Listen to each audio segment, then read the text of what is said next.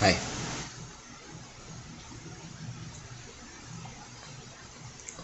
This general message that I'm about to put out is for one person.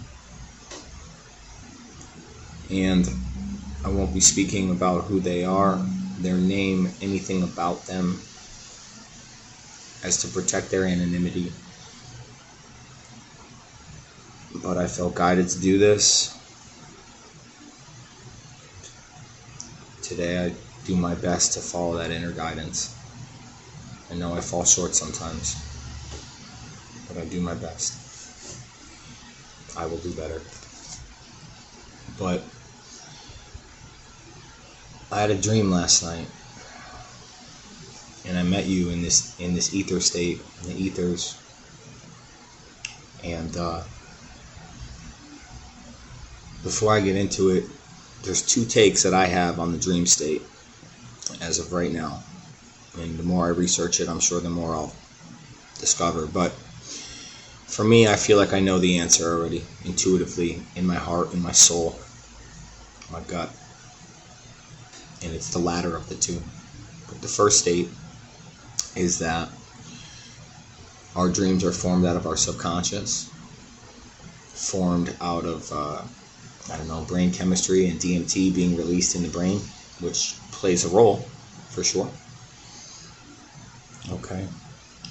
But I also know that consuming DMT in psychedelics could induce a same kind of effect on us when we're awake. So there's something to that, So the second part, the part that I believe in, is that in the dream state, God, Spirit, Source, our angels, guardian angels, ancestors, our passed on loved ones. I'm sure some people are going to watch this and have had experiences where they met their passed along loved ones, had conversations with them. They might come to you regularly. Okay, I believe this is a space that we get to communicate with them. There's other ways, but for the majority of people, that's probably the easiest way, I think. I'm not a professional. I'm learning. So, student of the universe. Forever. So, it's like, the reason I originally quit smoking cannabis and now consume it very, very sparingly. There's other reasons, but this was the primary one. It was not to be sober, as society would title it, or certain circles would title it. It wasn't for that. Okay, I was no longer using it to numb my emotions and feelings, smoking all day, every day, like I used to. But it was because THC, I believe, has an effect in your brain chemistry that makes it harder to remember your dreams.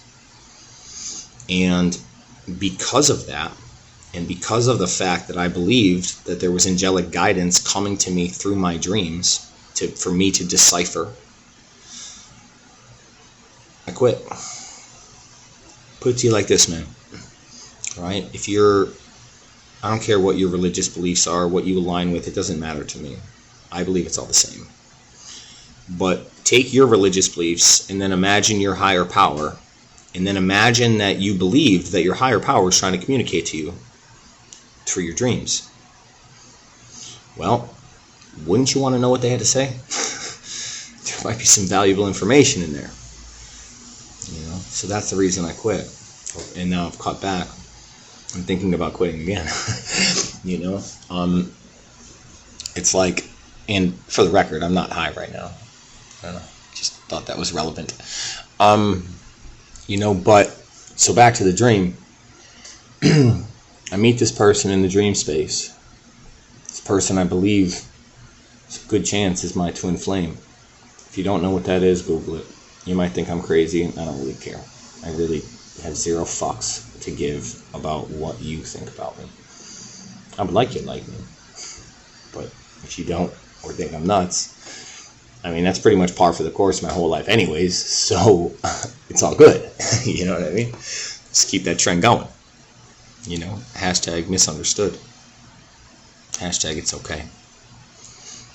So, we get to this house. I don't know whose house it is. I don't recognize it. It's just a house. We're in there. It's just you and I. And you're doing cocaine. Cocaine that you have acquired from trading your body in a sexual way, obviously. And this enrages me and makes me very upset and sad, you know, but it translates to rage. I begin to start hurting myself by punching walls, smashing my head off the fucking wall in the dream space. And at some point, you hand me a mirror with 5 lines of cocaine on it after you just did 2 or 3. And I take it, and I can remember thinking in my head in the dream. And I was like, well, I mean, 2 lines of cocaine, like, sounds all right, I guess, but like not really. But not really, you know, when you play the tape through, so to speak. I ran my course with narcotics and stimulants. My central nervous system wants nothing to do with that. My soul wants nothing to do with that. Even in the dream state. So instead of consuming the cocaine, I throw it up in the air and said, I don't live like that anymore. You know, something to that effect. And, you know, I can remember holding you in my arms with my hand on the back of your neck and kissing you and telling you that I love you and that it's okay and that I understand where all of this shit is birthed from. I understand you more than you understand yourself. Sometimes I think you understand me more than I understand myself. Sometimes. Other times, not so much. But it's like I believe that I was trying to express to you what unconditional love is. It's a concept that on this earth, in this realm, is not practiced as perfectly as it should. And that is nobody's fault necessarily, directly. Okay? I'm not going to get into a long thing about trauma, but it's based on intergenerational trauma. It's based on childhood trauma. It's based on trauma in general. We don't know what love is. For the most part, we think we do. I thought I did for years. Shit, I thought I was in love with every girl I was ever with. You know, and although I loved them, I don't think I was in love with them. There was a couple, I'm sure, but really, I didn't understand what the concept of love even fucking meant. You know, definitely not unconditional love. That was a foreign fucking thing to me. You love somebody no matter what they do? I don't know, homie. Seems far-fetched. You know, but today, I'm learning about this. I'm learning how to love myself unconditionally and how to love other people unconditionally, despite of the things that they do or say, how they even try to hurt me. You know, as I understand where it comes from, and because of that, you know, somebody told me once, a sponsor of mine, told me, Steve, you don't have to like everybody, but you do have to love them. And I believe that was God speaking through him to me. You know? And I didn't understand it completely back then. Like I was like, okay, yeah, that makes sense to me. But it didn't fully. I think I was just trying to tell them what they wanted to hear. Also part of my conditioning and my trauma as a child, which you'll see in my life story, which I know I've been saying I'm going to put up for like a year, but I did do the first video. I just didn't post it yet. But like, back to the dream, I woke up there was other parts of it, but I'm not going to get into it. But I woke up really sad, and like really, like my stomach kind of was like in a knot, and I don't know enough about it, but I do know I want to do some research,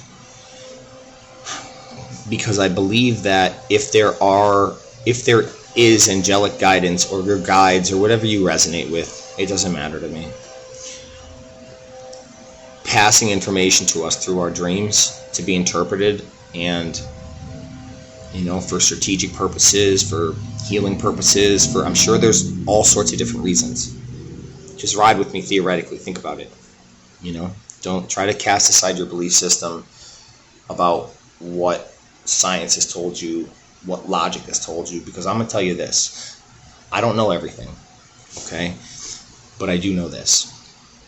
A lot about what we were taught about this earth is not true. A lot of what this place actually is has been hidden from us, and there's more to it than meets the eye.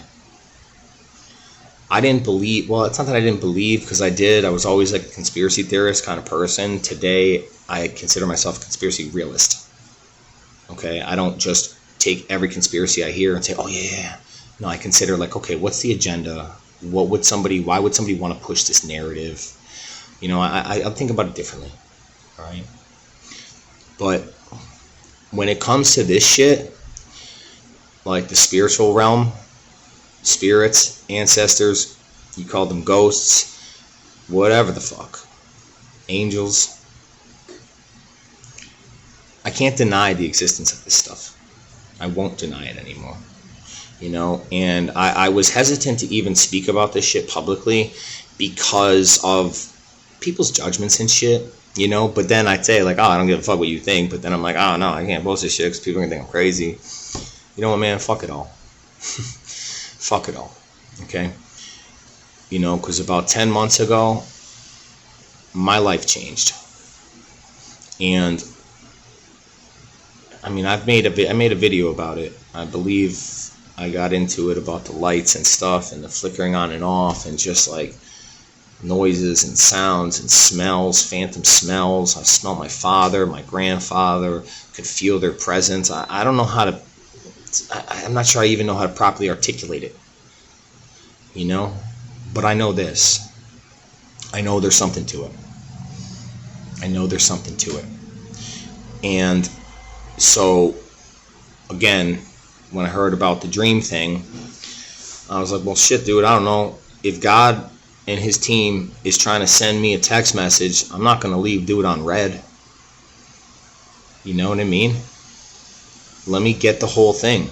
Let me try to understand what is being expressed to me. And at the end of the day, if it's not that, well, no harm, no foul. Just exploring something, researching some shit, and there's nothing wrong with that. In fact, I think there's something right with that. So, I mean, that's about it. I was prompted to write a poem about my feelings on this subject, and I'm gonna do that. I'm going to do that. And I've been like, I don't know, I've been fucking around with some shit creatively. A way to express myself, a way that resonates with me deeply, something I really fucking love. And frankly, I don't give a flying fuck what anybody thinks about it, about my pursuit of it. Because it's been told to me every step of the way through this process that was part of who I was, and I was just unaware of it. So, at the end of the day, it's like a hobby, but I enjoy it, and I enjoy learning about it. So at some point or another, you're going to hear about it for sure. But until then, to this person, just know I love you unconditionally. And if for some reason you slipped into that space, just know there's a way out. And if you need help, you gotta speak the fuck up. Because here's the thing I've also learned about the spiritual side of shit. is that when divine timing comes knocking, and it's your time to heal, or it's your time to get honest, or it's your time to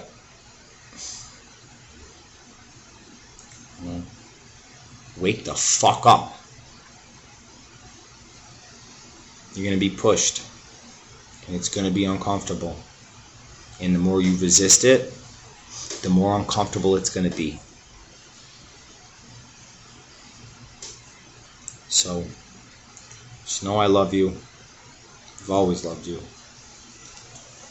And